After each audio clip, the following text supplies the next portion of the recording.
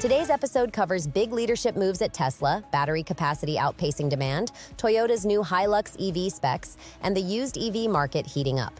Welcome back to Autonews Daily. I'm Leah Morgan. Let's dive into today's headlines. First up, Toyota has published the official specifications for the 2025 Hilux EV. This is a notable moment because the Hilux nameplate has been synonymous with rugged, work-ready trucks for decades, and this marks a clear step by Toyota into the electric truck arena. The announcement lays out the package Toyota is offering to fleet buyers and private owners who need durability and capability in an electrified format, and it signals how mainstream automakers are adapting established, high-volume models to battery-electric powertrains. What matters beyond the headlines is how Toyota positions the Hilux EV against existing and emerging competitors in the pickup and light commercial segment.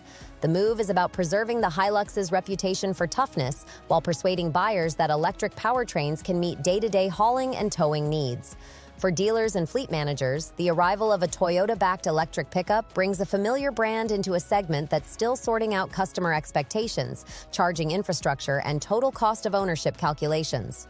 Watch for how Toyota supports the launch with warranties, service plans, and dealer readiness. Those operational details will determine whether the Hilux EV simply arrives or it becomes a mainstream choice for traditional pickup buyers.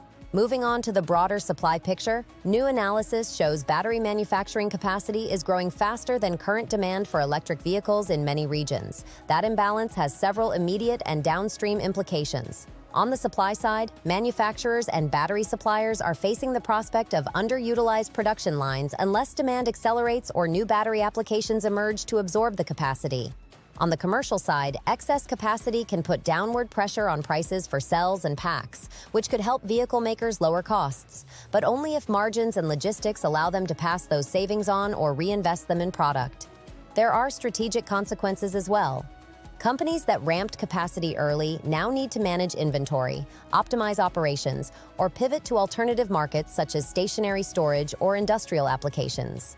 For automakers, the situation complicates planning, deciding whether to lock in long-term cell supply contracts, expand vehicle production, or hold back until demand catches up. Regulators and policymakers, meanwhile, will be watching because battery supply dynamics affect the pace of the energy transition and the competitiveness of domestic manufacturing. In short, the headline that battery capacity is outpacing demand is more than an accounting note. It's a signal for strategic shifts across the EV ecosystem. Shifting from supply chains to the market on the ground, used electric vehicles are now selling faster than any other powertrain. That trend reflects several converging factors: growing consumer familiarity with EV ownership, improving used vehicle listings and inspections, and expanding charging infrastructure that makes secondhand EVs more viable for a wider range of buyers. Faster turnover in the used market is materially important for both consumers and industry players because it influences depreciation curves, trade-in values, and the confidence of new car buyers who consider resale value when choosing a vehicle. For dealerships and fleet remarketers, the faster movement of used EVs creates opportunities and challenges. Inventory that turns quickly reduces carrying costs and can make EVs more profitable on the used car lot. But dealers also need new capabilities for certifying battery health, offering appropriate warranties, and educating sales staff and customers about charging and software concerns. For manufacturers, a healthy used EV market helps normalize the ownership experience and can accelerate adoption among buyers who are sensitive to price. However, it also requires careful attention to certified pre-owned programs and to how battery condition and software updates are transferred or maintained between owners. Now let's look at leadership changes at Tesla that are generating headlines.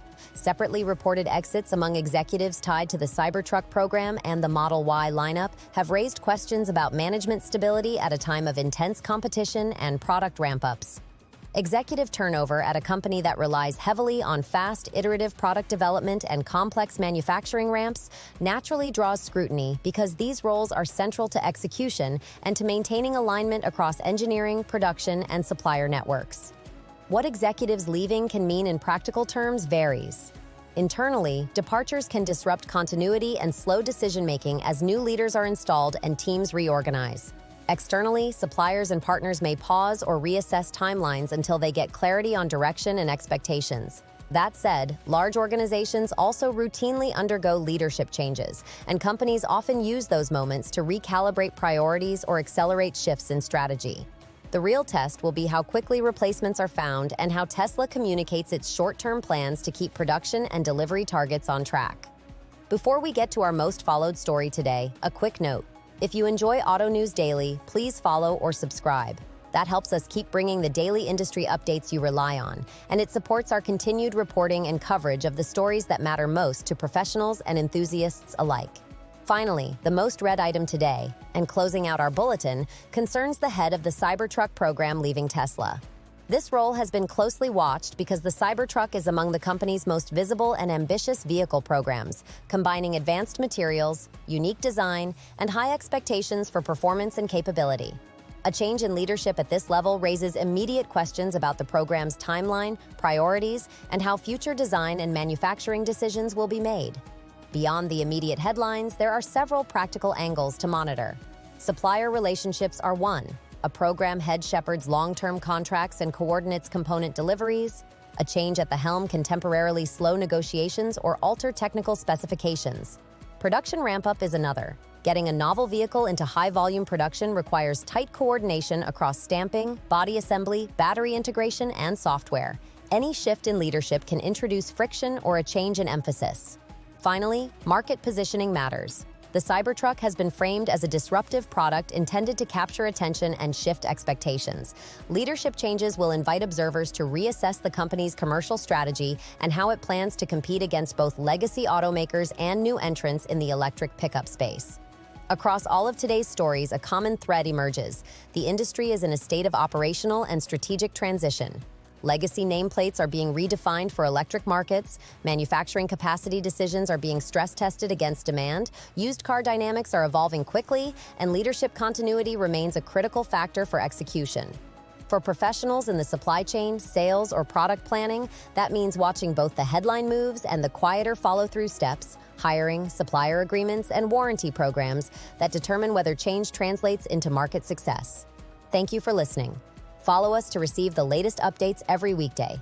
Your subscription helps us keep delivering concise, accurate automotive industry coverage. Thank you, and see you tomorrow.